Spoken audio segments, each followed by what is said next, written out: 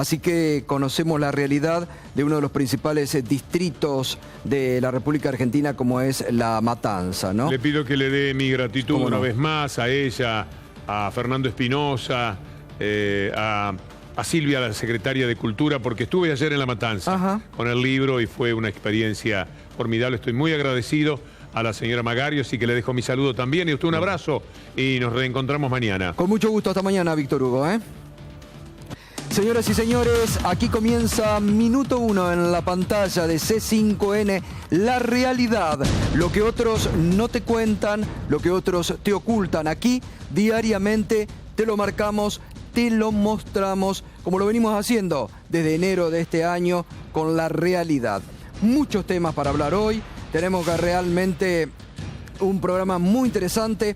Ya está llegando la intendenta de La Matanza, Verónica Magario. Con ella vamos a estar hablando a fondo de la situación social y económica de uno de los principales distritos de la Argentina. Está también Álvaro González, que es el vicepresidente del bloque de diputados del PRO, y dos economistas de primer nivel de nuestro país, Arnaldo Bocco, ex director del Banco Central de la República Argentina, Marco Labaña, actual diputado nacional, uno de los economistas referentes del Frente Renovador, porque bueno, la economía sigue siendo tema en la Argentina. Enseguida Berco nos va a estar dando algunos anticipos de lo que va a ser un rebrote inflacionario en el mes de septiembre.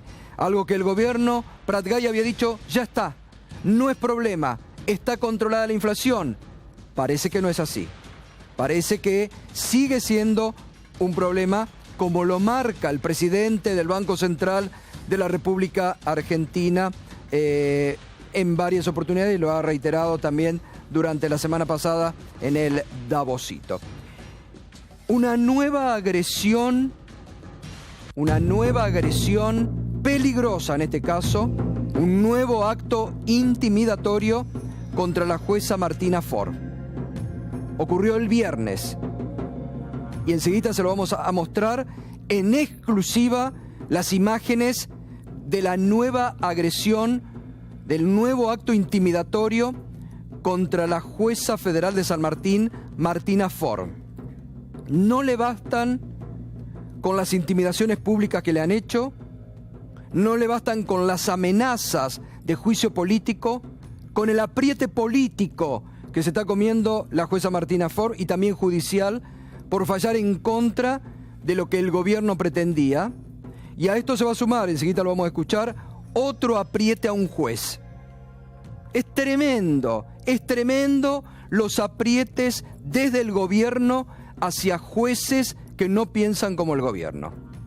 Realmente a nivel institucional vamos mal. Si este era el cambio que nos prometió Cambiemos, vamos mal a nivel institucional.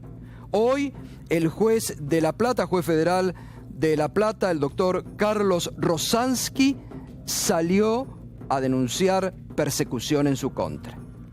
Era otro de los jueces a los que habían puesto en la lista, de jueces a los que el gobierno no quería, porque además lo mandan a decir con sus periodistas amigos.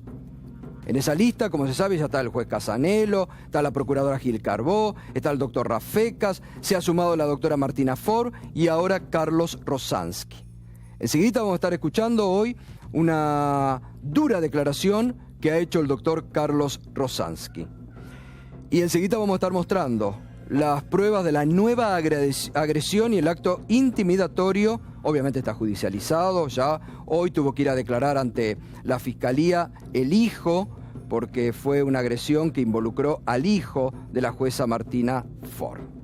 Y también vamos a estar hablando del tema Malvinas, porque el gobierno que prometía transparencia, el gobierno que prometía mostrar todo ante los ojos de los habitantes, la semana pasada, en el medio del Davosito que se realizó aquí en la ciudad de Buenos Aires, presentó rápidamente entre gallos y medianoches, anunció una foto, la tenemos ahí, ya vamos a empezar con el tema, la canciller argentina Susana Malcorra con el vicecanciller británico, anunciando un acuerdo con el Reino Unido por Malvinas. Así, del día a la mañana, de la noche a la mañana, nos enteramos de un acuerdo.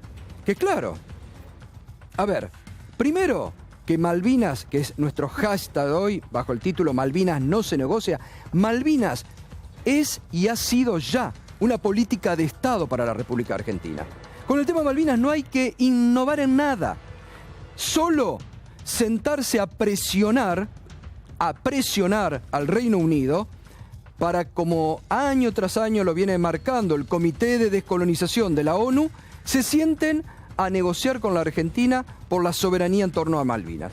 Claro, cualquier otra cosa que les ofrezca al Reino Unido y que saques, como ha hecho el gobierno, el tema de la soberanía, se lo servís en bandeja. Y este acuerdo que Malcorra firmó con el Reino Unido es 100% beneficio para el Reino Unido. Para la Argentina, nada. Para la Argentina, cero. Porque dígame, ¿qué beneficio tiene para la Argentina reanudar vuelos con Malvinas? Para los kelpers, pero claro, bárbaro para los kelpers. Le vas mejorando la calidad de vida, lo mantenés en comunicación con el continente, le ahorrás un problema a Gran Bretaña. Tema hidrocarburos, y sí es lo que está buscando Gran Bretaña desde hace tiempo. El tema de la pesca, es decir, todo a favor de Gran Bretaña. ¿Cómo será de oscuro este acuerdo? Que además, supongo que el gobierno enviará al Parlamento para su debate y su discusión. Porque si tanto batieron el parche con el acuerdo por Irán, que tuvo aprobación parlamentaria, supongo que un tema que incluye a Malvinas, reitero, política de Estado, donde lo único que tiene que hacer el gobierno es reclamar la soberanía por Malvinas, nada más. Porque, a ver, recordemos que hace ya un par de años atrás, un grupo de pseudos intelectuales de nuestro país trataron de hacernos creer que los kelpers tenían que estar sentados a la mesa de negociación.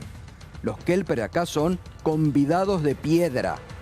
Así, los kelpers son convidados de piedra, porque como lo establece el Comité de Descolonización y como lo establece la ONU, las negociaciones son de Estado a Estado. De Argentina con el Reino Unido. Los kelpers, convidados de piedra. Los kelpers son usurpadores. Usurpadores. Nada más. Cero beneficios. ¿Y cómo será de oscuro este acuerdo? Que hasta los propios socios de Cambiemos salieron a pedir a los gritos que rápidamente Malcorra vaya a informar a la Cámara de Diputados. Lo hizo Mario Negri, que es el presidente del interbloque de Cambiemos, durante el fin de semana. Ahí a través de un tuit lo tenemos. Cada paso vinculado a Malvinas debe ser bajo dos premisas. El tema soberanía no se resigna y cuidar no alterar una política de Estado. Lo dijo Mario Raúl Negri, el presidente del interbloque de Cambiemos. Y la coalición cívica también carrió una vez más poniendo y diferenciándose del gobierno.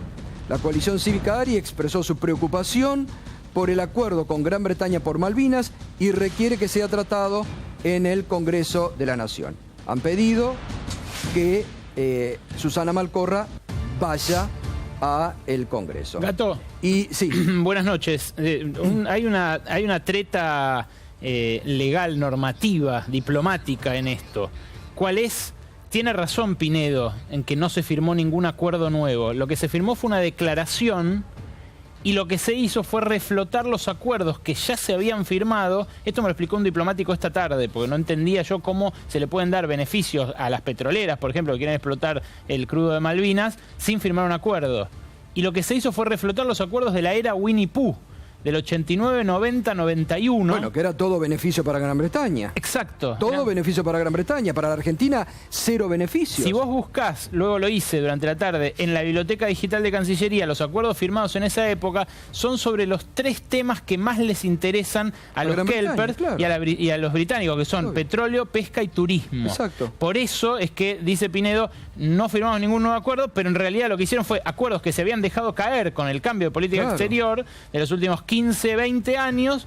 Se reflota aquella política del 89, 90, 91, que era la seducción y el osito Winnie Pooh. Porque justamente la reforma constitucional del 94 habilita ya que es una política de Estado, el reclamo por la soberanía, incluso está ya en la Carta Magna del 94, y a partir de ese momento se cambia y es una política de Estado el reclamar la soberanía, no cederle beneficios a Gran Bretaña como está haciendo ahora el gobierno. ¿Y hasta qué punto es beneficioso esta declaración que firmó Malcorra con la Foreign Office para los kelpers? Bueno, basta ver cómo evolucionó la bolsa de Londres, la petrolera Rockhopper, que voló un 10% apenas se conoció que existía esta declaración conjunta. Bueno, pero sí o sí tendrá que pasar por el Congreso, debatido, y lo tendrán que someter al Parlamento Nacional a la fuerza. Hoy Federico Pinedo habló sobre el tema. La negociación de soberanía es un tema muy central. El arma más fuerte que tiene la Argentina en el planteo es una resolución de Naciones Unidas que establece que Gran Bretaña y la Argentina tienen que reunirse a negociar de buena fe soberanía.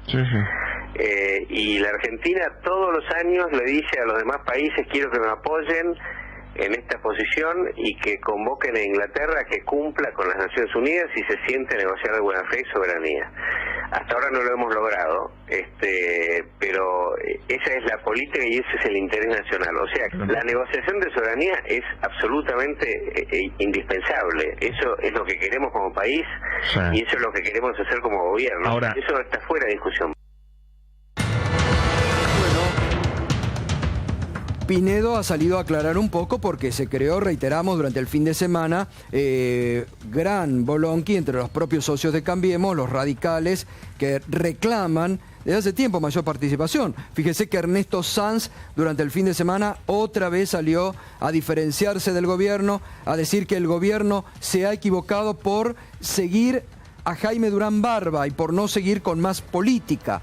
Cada vez los radicales se encuentran más incómodos en el Frente Cambiemos. Y la propia Elisa Carrió tuvo que poner el grito en el cielo sobre este acuerdo que, reiteramos, entre gallos y medianoche la semana pasada, lo anunció a través de Twitter la canciller Susana Malcorra, sin consulta con el Parlamento, olvidándose de un tema fundamental como es el reclamo histórico, muchas sonrisas, todas sonrisas a favor.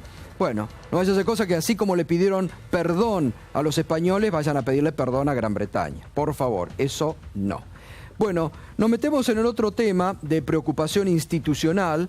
La jueza Martina Ford está siendo intimidada. Recordemos que ya hace un mes nada se ha sabido. Le colocaron una granada a escasos metros de la puerta de su casa. La propia Corte Suprema de Justicia de la Nación, en su fallo, le ha tenido palabras que la propia jueza ha considerado que son de una violencia de género inusitada, que nunca se había dado. Amenazan con el juicio político a la jueza. Se inscribe esto dentro de la persecución a jueces probos y honestos, que el gobierno los quiere borrar del mapa porque no están alineados con el gobierno. Y el viernes ya fue a mayores. Fíjese lo que pasó en el domicilio de la jueza Martina Ford, que agredieron una de las ventanas con un proyectil que aún no se ha identificado. Vamos a detenernos ahí, en esta foto. Esto es el contrafrente de la casa de la jueza Ford. El contrafrente da a casas vecinas, bajas, es decir que los que agredieron con un objetivo claro de intimidación sabían que ese era el domicilio de la jueza. Atrás, si usted se fija bien, no se sabe si son piedrazos. Es un proyectil que aún no se ha identificado. El viernes tuvieron los peritos trabajando durante todo el fin de semana. Porque si usted sí se fija, detrás hay un vaso servido, hay un escritorio. ¿Un escobillón será? Hay una silla. Hay una silla y un escritorio, que ahí estaba sentado el hijo de la jueza Martina Fort. Por poco no agredieron al hijo de la jueza Martina Fort. La rotura de los vidrios, con lo que eso significa, tuvo una repercusión así en cuanto a los vidrios que se esparcieron de 4 metros, hasta 4 metros. Y obviamente hoy tuvo que ir el hijo. Ahí tenemos otra imagen, esto tomado desde adentro. La otra está tomada desde afuera, ¿no? Por poco no fue una agresión que le hubiera con lo que tiraron. Recordemos, no es que se acercaron y tiraron. Reitero, es el contrafrente de la casa de la jueza Martina Fort. Sabían en qué ventana, sabían qué lugar. Ella tiene custodia policial, pero la custodia policial está en la parte delantera de la casa. Es decir, que mientras la policía le cuidaba el frente, desde el contrafrente la agredían, la intimidaban nuevamente a la jueza Martina Fort.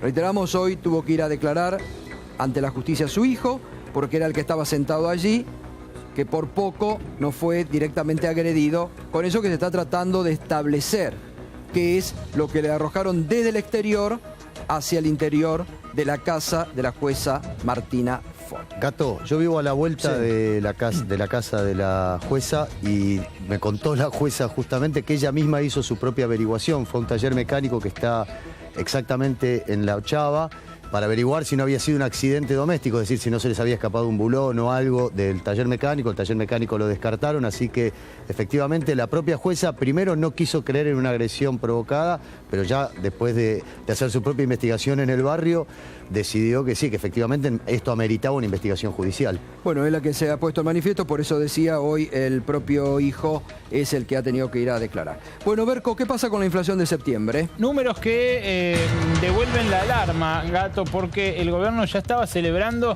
la victoria frente a la inflación, o por lo menos un sector del gobierno, el del ministro de Hacienda, Alfonso Prat-Gay, que dijo ya no es un tema, en contra de la opinión de Federico Sturzenegger, que dijo esto es recién el principio de una larga guerra contra la inflación. Lo volvió a decir hoy en las jornadas monetarias y bancarias del Banco Central justamente. Pero la verdad que la evidencia de estos primeros 15 días de septiembre marcan que el agosto sin inflación, el agosto del 0,8% que midió el INDEC y de la deflación que se midió incluso en la ciudad de Buenos Aires por el fallo de la Corte Suprema que frenó el aumento de gas, es cosa del pasado. Fíjense, Consumidores Libres, lo que midió, ellos miden el precio de los mismos productos en los mismos supermercados hace más de una década.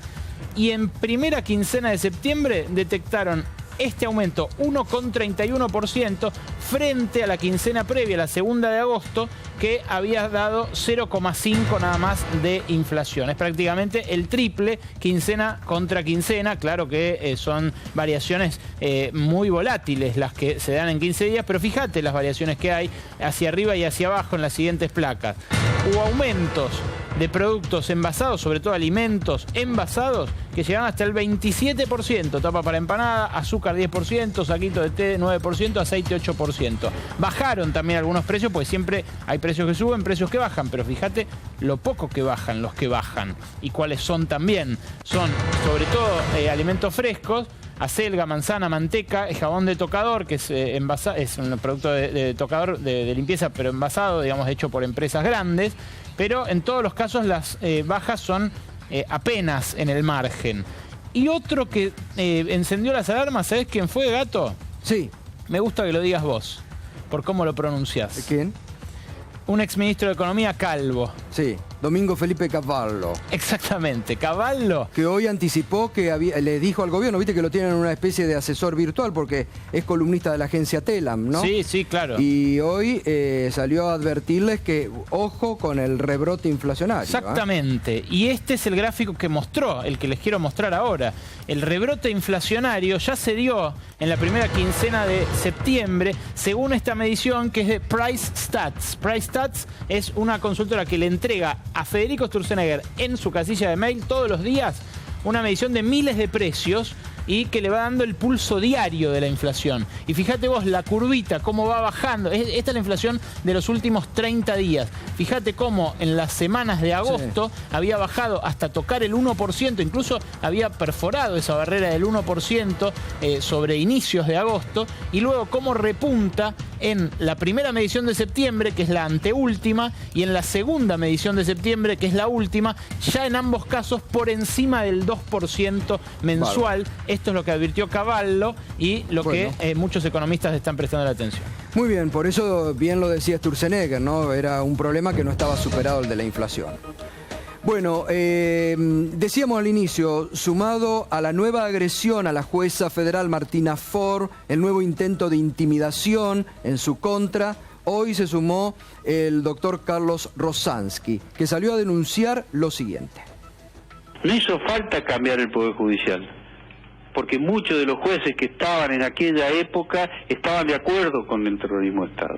Son recambios muy difíciles de hacer en corporaciones tradicionalmente conservadoras y reaccionarias como es el Poder Judicial. El diario La Nación y la corporación de Multimedio Clarín tienen un importantísimo rol en el sabotaje de la continuidad de los juicios, porque hay un interés económico muy fuerte. El terrorismo de Estado tuvo como origen un proyecto económico, no fue el terrorismo de Estado porque sí, no es que alguien se levantó a la mañana y dijo vamos a desaparecer 30.000 personas. No solo amenazado, en estos momentos y estos días estoy siendo brutalmente perseguido por el Consejo de la Magistratura, por la intermediación del gremio de Julio Piumato, que se encargó de poner afiches en distintos lugares claves en La Plata y en Buenos Aires, y que tiene que ver con lo mismo.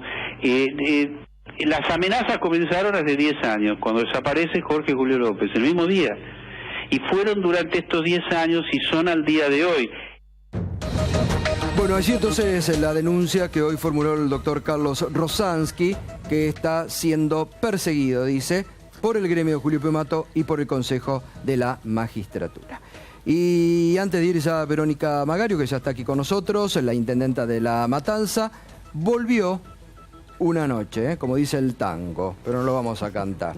No sabemos si con el caballo cansado, con la cabeza gacha, triste, solitario, a la casita de los viejos. Pero volvió al fondo hoy Berco, ¿no? Sí, no, volvió con todos los bríos, gato. Ajá. Está Roberto Cardarelli hoy como jefe de misión, llegó, se reunió con los funcionarios principales del Ministerio de Hacienda y luego empezó a reunirse con economistas y fuerzas vivas, digamos. Hoy le tocó a la UIA, a la Unión Industrial Argentina, a la que fue a preguntarle cómo van las cosas, luego va a verse con economistas de la oposición, otros funcionarios del oficialismo, y va a terminar esto con la visita de Alejandro Werner, que es un argentino-mexicano, un hombre de una historia muy interesante. Su papá era economista de Bell Helbart, se exiliaron en México. Él ahora trabaja para el fondo y viene a cerrar esta misión a fin de mes. Luego va a dar un informe en noviembre, pero ya anticipan todos en el Fondo Monetario que va a ser un informe positivo respecto de cómo el gobierno reformó el INDEC, por ejemplo, y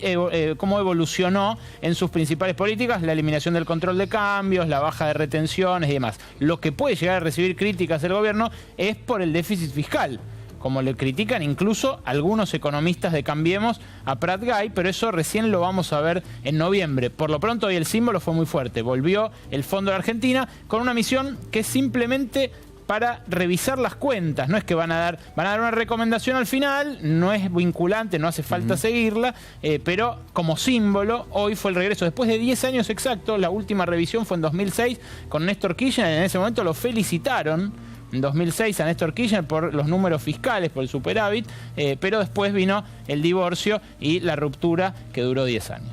Muy bien, antes de ir a Verónica Magario, rapidito, una vuelta para un concepto y después seguimos. Arnaldo Bocco, ¿es necesario el regreso del fondo? No, yo no creo que sea necesario. Lo que pasa es que la Argentina tiene un acuerdo firmado con el Fondo Monetario, su artículo 4 determina esta visita. El tema es que va a ocurrir con las consecuencias, porque en realidad la Argentina convoca a la visita del fondo para cumplir con el artículo 4 del convenio. Para mí va en sintonía con la política de alineamiento internacional que tiene el gobierno con los organismos financieros y en particular con la forma en que los mercados se interpretan, y de tal manera que está haciendo buena letra. Yo tengo la sensación de que va a ser un informe suavizado, como bien se señaló hace un instante por parte de Alejandro, va a ser un informe cuidadoso, probablemente va a marcar que las exportaciones no van a crecer o van a crecer muy poco, que el tema fiscal es un frente que hay que prestarle mucho más atención. Seguramente hay un tema importante. El gobierno le va a hacer decir al fondo lo que todavía no se anima a decir. ¿Cuál? Por ejemplo, con relación a los mercados de trabajo, va a empezar a insinuar los primeros papeles con relación a la flexibilización. Bueno, ahora vamos a hablar. Marco Labaña. ¿Qué tal? Buenas noches. Creo que es bueno que el fondo venga, que haga la revisión del artículo 4. Eso no tiene ninguna implicancia en términos de que uno vuelve a firmar los típicos convenios de stand-by, donde les pone el fondo exigencias o condicionantes. Es simplemente cumplir lo que uno ha firmado. Uno ha firmado, como cuando uno va a un club y se asocia a un club, tiene ciertas reglas, esta es una de ellas. Si no, uno sale del club. Pero el artículo 4 no tiene ninguna implicancia en términos de decisión después de política económica. Ahora sí, si esto después avanza un poco más y vamos a un acuerdo a firmas de stand-by, donde el fondo ya empieza a poner exigencias, bueno, eso ya es otra cosa de la cual obviamente no estoy de acuerdo. Álvaro González, buenas noches. A mí me parece que es un tema que no hay que mirarlo desde la ideología. El gobierno ha decidido volver al mundo, y el mundo tiene sus reglas, y el FMI es parte del mundo, con lo cual si uno hace las cosas bien, no tiene que tenerle miedo a ningún mensaje que pueda dar el fondo en tal o en tal sentido. Desde ese lugar me parece que la Argentina, el día que decidió cancelar la deuda con el fondo, hizo un pésimo negocio. Si yo hubiera sido el dueño de una compañía, al ministro lo saco. Devolvieron 10.000 millones de las reservas del Banco Central y le prestaba a Chávez al 17%, y esto estaba al 0. Entonces, la verdad que como política de Estado, no sé qué ventaja trajo salir del fondo. Fue sacarse que no te el fondo controlen, encima que no te controlen. Bueno, está bien, así nos va. Fue nefasto también para la Argentina el Fondo Monetario Internacional. Así nos va. Yo creo, mire, yo estuve director del Banco Central, se lo digo con toda prudencia, estuve en el momento que se hizo el pago, no comparto de ninguna manera. Tampoco. Primero, fueron 9.500 millones de dólares, que fue un contexto mundial de desendeudamiento con el fondo, no fue la Argentina. Que la Brasil también lo había hecho, ¿no? Brasil, Rusia, Uruguay, Turquía. Uruguay, pero fueron una serie de países, todos en bloque, que quedó prácticamente Checoslovaquia, que en ese momento todavía no se había dividido, que fue uno de los pocos que quedó endeudado. El segundo punto es que en realidad la Argentina hizo un muy buen negocio, porque se desató de una cantidad de restricciones que se habían firmado con la crisis del 99, devaluación de Brasil, con la crisis del 2001, cuando cayó el gobierno de la Alianza, y con el 2002, cuando pretendió el fondo dar instrucciones a la salida de Cavallo con el sistema de convertibilidad. No, mire, le digo sinceramente, punto... Yo comparto, pero cuidado con estas cosas que son medio... Disculpe, se lo digo con respeto, de cliché. Pero ¿cómo yo no lo voy a atender con el mismo respeto que usted lo dice? Lo que también no es menos cierto que después que el fondo se fue, destruyeron el INDEC y dejaron de tener cualquier... No tiene nada que ver con el fondo. A ver, Marco, cuando se pagaron los 9.500 millones, cuando se pagaron los 9.500 millones, que desendeudaron al país. Que no era solo la deuda, era la deuda más las restricciones. Estábamos con un superávit de arriba de 15.000 millones de dólares anuales. Y las reservas de la economía. Y las reservas crecían. Es la época exitosa de un modelo con una devaluación que no había hecho el gobierno de Néstor Kirchner, sino que la había llevado adelante Duhalde, que tiempo después tenían... Se lo había hecho el mercado, digamos. O bueno, el mercado, o quien fuera. Alguien lo había hecho. Por algo se había producido. El éxito o sea, no era el devaluación, mismo, sí o no. El mismo Cavallo que ustedes hoy levantan como asesor del gobierno, no sé. No, Cavallo no estaba digamos, más. Hay un diputado no un estaba montón más, de... estaba No, ya sé que no estaba más. Lo que le quiero decir Una es lo parte siguiente. Reme y otra parte de mi padre. Cuando ustedes devolvieron 9.500 millones, ¿cuánto era la tasa del Fondo Monetario? Estábamos abajo de 4%. ¿Y a cuánto tomaban acto seguido? Es otro tema.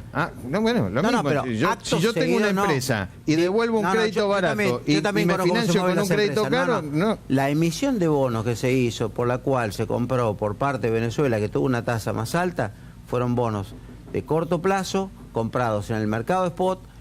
Fue una cosa que no la compare porque no tiene nada que ver, y además estamos hablando de volúmenes que no eran significativos. Usted está hablando de 9.500 millones de dólares en el 2005 contra emisiones que no llegan a 500 millones. No, la de Venezuela fueron mucho más. A ver, un minuto, Álvaro. Lo que Marco, a ver, lo dejamos a Marco, que quería también. Marco, usted también estaba de acuerdo con lo que se hizo. Coincido con lo que dice Arnaldo. A ver, los errores que se han hecho después en materia de financiamiento o en materia de lo del INDEC corre por afuera de lo que era la decisión del fondo. El fondo tenía, como bien decía Arnaldo antes, muchas restricciones que Argentina tenía que romper ese ciclo que venía. Era lo que le faltaba a Argentina para terminar de romper con esa lógica que se vinieron llevando durante muchos años varios gobiernos. Eso era un punto de lo que necesitaba en un contexto internacional donde justamente el resto de los países también estaba haciendo lo parecido. Después la intervención del INDEC, el desmanejo de algunas cuentas que terminaron en financiamientos carísimos, o eso son cosas distintas. Obviamente esta parte no la comparto. Que se haya podido cancelar con el fondo, bienvenido que nos hayamos sacado todo ese lastre que llevábamos hacía mucho tiempo. Bueno, ahora volvemos. También le quiero preguntar a Álvaro por el tema Malvinas, a ver si va a ir al Congreso o no. ¿Va a ir al Congreso? ¿Susana Malcorra? Sí. El acuerdo. ¿El acuerdo va a ir? Acuerdo que no acuerdo. ¿Y qué es? O sea, acá está el comunicado oficial de la Cancillería. Sí. ¿Y? Es un comunicado donde vino un señor que se llama Alan Duncan. Sí, el vicecanciller. Estuvo reunido con Susana Malcorra y se avanzó en un montón de cuestiones que tiene que ver básicamente con distintos temas, pero en ningún momento, porque para eso está la Constitución. Y vos lo hiciste. Bueno, por eso lo marqué. Vos lo hiciste, lo remarcaste. Y bueno, por eso. Entonces no puede un país pero el ir gobierno en contra lo de su anunció Constitución. Pero el gobierno lo anunció. Nadie está poniendo en juego, Gustavo, nadie está poniendo en juego la discusión de la soberanía. Álvaro, mañana el presidente va a estar en las Naciones Unidas. Escuchen lo que va a decir Pero el no es presidente. prueba y errores una vez más del gobierno. Pero no es lo prueba anunció y error. con bombo y platillo, le sacó la foto, anunciaron que restablecimiento, todo. No. A ver, pero y hay otra administración, Gato. Carrió. Hay otra los radicales, todo pidiendo una administración durante 10 años que decidió no tener ningún tipo de relación. Nosotros somos distintos. No vamos a negociar la soberanía, porque no se puede negociar, es anticonstitucional. Pero Álvaro, lo que sí no me podés decir, a ver, ¿qué se avanzó en estos 10 años? Pero que no hay que avanzar. Entonces, si no se avanzó, pero porque no hay pero que no avanzar. se avanza. Pero Álvaro, un minuto. No se avanza por la negativa de Gran Bretaña a reconocer la soberanía. Lo único que hay que reclamarle a Gran Bretaña es la soberanía, nada más. Y en eso nada no más. No hay que darle vuelo, no hay que darle pesca, no hay que darle hidrocarburos. ¿Por qué no? No, porque esos son beneficios para los parece Kuipers. ser, vivimos en el siglo XXI, pero nosotros tenemos que negociar Malvinas. Parece ser. Nosotros tenemos que negociar me parece soberanía, que el oportunismo político de trabajar sobre la sensibilidad de la gente en un tema tan caro a los sentimientos de la Argentina como Malvinas, no se merece este tratamiento. No es oportunismo. No se merece este tratamiento. Es reclamar por no lo que se merece corresponde. este tratamiento. Me parece Álvaro, a mí que en ningún momento el gobierno, en ningún momento, Gustavo, el gobierno ha dicho que renuncia a nada. Lo que está haciendo es tratando. Bueno, hablaron de la figura del paraguas, empezaron a hablar ya de que soberanía se corría y que vamos a empezar a avanzar.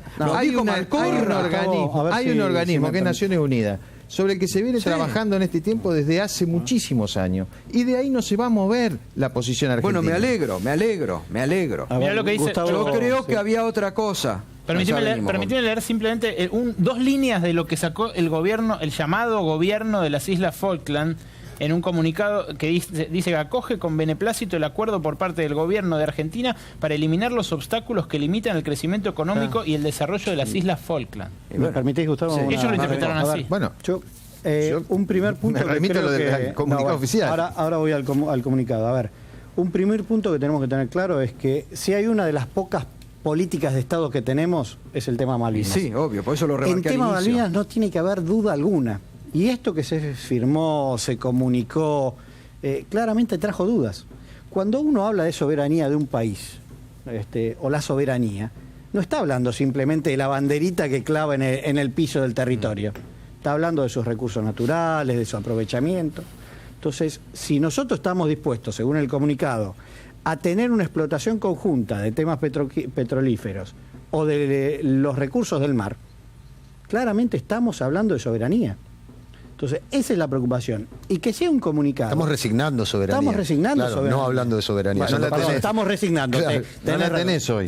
De hecho, la ejerce otro. O sea, nosotros tenemos un reclamo permanente lo cual y es constitucional. Lo cual no significa que vos tengas que firmarlo y aprobarlo. No significa nada. Digo, un comunicado, pues si no parece ser que te sacan lo que no tenés. Un conjunto que fue negociado por la Canciller y funcionarios del gobierno de Gran Bretaña tienen validez también. Obvio. El comunicado no el acuerdo, no hay acuerdo. Si fuera un acuerdo, tiene que pasar por el Congreso. Que tiene una figura legal a nivel internacional. Sí, bueno, a ver, entonces tiene implicancia legal. Pero está bien, pero me parece que hay un oportunismo en ir por demás. No, ¿sabe qué pasa, diputado? Hay un tema. Acá hay un tema de fondo que hace el conflicto históricamente desde más de un siglo.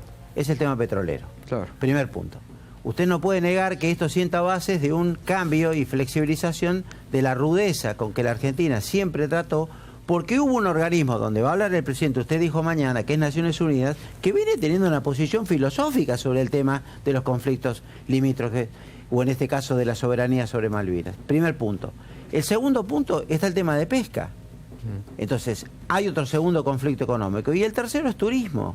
Entonces, no es que esto no tenga un código que respalde este tipo de cosas en el sistema del derecho privado o público internacional. Usted está cerrando negocios a espalda de todo lo que avanzó en los últimos 25, 30 años en la discusión sobre la soberanía en el ámbito de Naciones Unidas, y el presidente se va a ver en problemas mañana si dice algo distinto de lo que se avanzó en estos años. Bueno, si se ve o no en problema el presidente, mañana va a hacer su discurso en Naciones Unidas y vamos a poder tener de su propia boca cuál es su opinión. Lo escucharemos atentamente, la verdad. Bueno, Verónica Magri, buenas noches. Gracias por venir. ¿Cómo está la situación social en La Matanza hoy? ¿Cómo está la situación? Mal como está el país. Pero yo quisiera dos cositas de lo que estaban hablando, porque a mí la verdad que cuando uno acuerda o en este caso larga un comunicado de acuerdos económicos, me parece que más que resignando soberanía le estamos reconociendo soberanía al gobierno británico con el caso de Malvinas.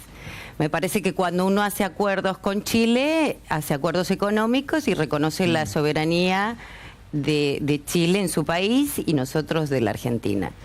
Así que a mí la síntesis de este acuerdo económico o propuesta económica o comunicado, o llamémoslo como deba ser, me parece que en definitiva lo que está mostrando es que nosotros le reconocemos a los británicos la soberanía en las Malvinas argentinas y por eso hacemos un acuerdo de este estilo, o proponen un acuerdo de este estilo.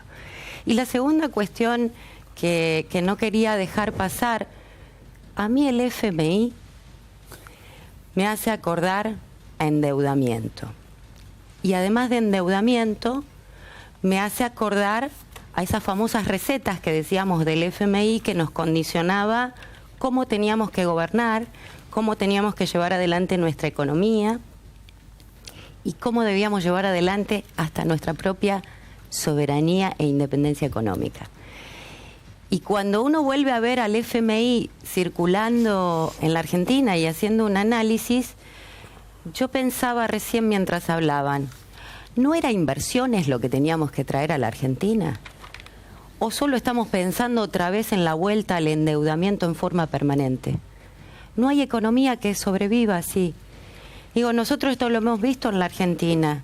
Los países endeudados y la Argentina endeudada no pudo salir adelante. Recién cuando cancelamos la deuda con el FMI, pudimos empezar a generar en la Argentina inversiones de producción nacional que fueron las que hicieron reactivar la Argentina y el trabajo en la Argentina. Hoy estamos viviendo el proceso inverso y me preguntabas recién, Silvestre, ¿cómo estamos en La Matanza? ¿Cómo está toda la Argentina? con una recesión económica terrible, con una inflación que sigue creciendo en mayor o en menor medida, con tarifazos que siguen sin tener la solución definitiva que necesitan, con un sector productivo que va cada vez más hacia atrás. El tema de las tarifas, nosotros participamos de la audiencia pública el viernes pasado, y la verdad que lo primero que sentimos es que cuando abrió la audiencia pública, lo primero que hizo el ministro Aranguren fue anunciar cuál iba a ser el aumento. Entonces nosotros decíamos, ¿para qué vamos a contar las cuestiones que creemos que deben ser tenidas en cuenta si ya está anunciado el aumento? Y lo otro que vemos en forma permanente es que no se invierte en escuchar, en dialogar y en buscar una solución para la industria, las pequeñas y medianas industrias. Bueno, han prometido que de esto iba a salir ahora una solución para las pymes. Ahora, 203%, ¿es un paliativo para, supongamos, zonas populosas como La Matanza? ¿O también ya es un tarifazo? Es un tarifazo porque se suma a la electricidad y se suma al agua potable, también al agua. Sigue siendo un aumento fuerte, pero además sigue siendo un aumento fuerte porque va por afuera de lo que han aumentado los salarios. Entre la inflación que nosotros tenemos, más la pérdida que han tenido los salarios argentinos, es imposible los aumentos en estos números. Seguimos pensando de esta manera que van a tener que estar pagando entre 3.000 y 4.000 pesos entre los servicios, que además definamos de una buena vez, estos son servicios públicos. Tener electricidad, tener gas y tener, por supuesto, agua potable y cloacas, es un servicio público. Si nosotros no partimos de esto y lo consideramos así, ahí está el problema. Este objetivo de llegar al subsidio cero, de que estos servicios no tengan ningún tipo de subsidio, me hace acordar a estas cuestiones fiscales que no cierran y que eran las recetas del FMI. ¿Y dónde está la parte más grave de la recesión o de que usted, a la pregunta mía de cómo está la situación social, es mala? ¿En qué aspectos se está notando ahora? ¿En qué sectores se está notando? Además de los sectores que ya quedaron excluidos, la industria, la pequeña y mediana industria. En La Matanza, por ejemplo, tenemos todas las industrias metalúrgicas con 15 días de suspensión. Imagínense, sus empleados ya están con la mitad de su salario y en definitiva es un rubro, el textil, el del calzado, la automotriz, pero todos en general las industrias están mal. Y también porque esto me ha pasado y porque he podido ir a algunas provincias y estar en el interior de la provincia de Buenos Aires, los pequeños productores del agropecuarios también están en la misma situación. Es decir, se está perdiendo trabajo. ¿Y cuál es el problema? La pérdida de trabajo permanentemente lo que genera es que la gente no tenga ingresos. ¿Y de qué va a vivir esas familias? Nosotros venimos sosteniendo en La Matanza la pérdida de puestos de trabajo con comedores escolares que hemos tenido que hacernos cargo nosotros cuando le correspondía a la provincia, porque no nos han llegado los fondos. Es decir, los municipios estamos saliendo a poner el parche. Bueno, que se está poniendo bravo de nuevo. Ni hablemos, educación, salud y seguridad, seguimos invirtiendo los municipios. Y entonces uno dice, bueno, realmente son temas de orden provincial y la inversión debería estar ahí. Entonces, ¿cuál es el diálogo que existe? ¿Cuáles son las inversiones que van a venir? ¿Cuál es la protección que le vamos a dar al trabajo argentino y a la ciudadanía argentina? ¿Pudo hablar con la gobernadora después del día que no le permitieron estar en el mismo palco con el presidente y con la gobernadora? No. Seguimos sin hablar. La verdad que fue triste ese día. Fue triste porque uno es representante de su pueblo, de sus ciudades, y la falta de respeto no fue hacia mí. Yo estaba ahí, fui, me senté abajo, tenía toda la intención de recibirlos, de poder charlar, de poder charlar todas estas cosas que nos tienen preocupados. Y realmente creo que ofendieron al pueblo matancero, no a esta intendenta. Y después de eso, todo un gran ataque que se ve en forma permanente, empezaron a hablar de dividir nuestro distrito. Sí. Y digo yo, ¿por qué no prestamos atención a las cosas importantes? ¿Cuántas cuestiones hay que invertir en los distintos distritos? ¿Cuántas cuestiones tenemos que ir generando en la educación, en la salud, en la seguridad, en los comedores, en las familias que hoy han quedado afuera? 20.000 matanceros han perdido sus puestos de trabajo en este periodo. ¿Quién se hace cargo de esas familias? Porque no es una persona, son familias, 20.000 familias. Entonces digo yo, estamos discutiendo o ponemos en discusión si dividimos un distrito, y yo les digo una cosa, pensemos en que ese dinero que ellos quieren poner para dividir, para generar más funcionarios, para generar más concejales, más intendentes, pongámoslos en más escuelas, pongámoslos en más comedores, pongámoslos en más hospitales, terminemos de sanear lo que hay que sanear. Bueno, es evidentemente una búsqueda política, lo hacen con una intencionalidad política. Pero el problema es que van por fuera de las cuestiones que le sucede a la gente. Esa no es del gobierno. Pero es una idea de Stolbizer que está motorizando hoy el gobierno de Cambiemos. ¿Massa también está de acuerdo o no? No lo sé, yo lo he escuchado en algunas declaraciones y ha dicho lo que es lógico que pasa. Sería inviable, ¿saben por qué? Porque dejarían distritos pobres y algún distrito rico. Pero por Esto supuesto, es una eso barbaridad. es algo que se tiene que hacer con una planificación de acá a 30 años o a 25 años. No se puede hacer de un día para otro justamente por lo que usted dice. Pero además Cualquiera que conoce no se La pueden Matanza generar distritos inviables. Por eso. Esta es la cuestión. ¿Cuál ha sido la fortaleza de La Matanza en estos años y la inversión que se le ha hecho?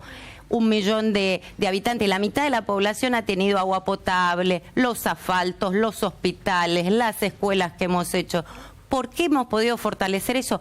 Porque todos juntos y con toda la inversión junta la pudimos poner donde más necesitaba. En todo caso, la pregunta es si los vecinos de Ramos Mejía, de los lugares que tienen cierto poder adquisitivo de La Matanza, son los que tienen que subsidiar a los más pobres. Es un partido. No, por eso quizás sean otras regiones de la provincia los que tengan que hacer eso, más ricos todavía. Pero esto es una sucede, planificación. Esto claro, sucede... Pero La Matanza no está bien ahora, lo está diciendo la misma intendenta. Me parece que probar otras alternativas... Esto sucede en todos lados. A ver, si no existiría el federalismo, claro, ¿no? Nosotros ayudamos a las provincias del norte, ayudamos a las provincias del sur.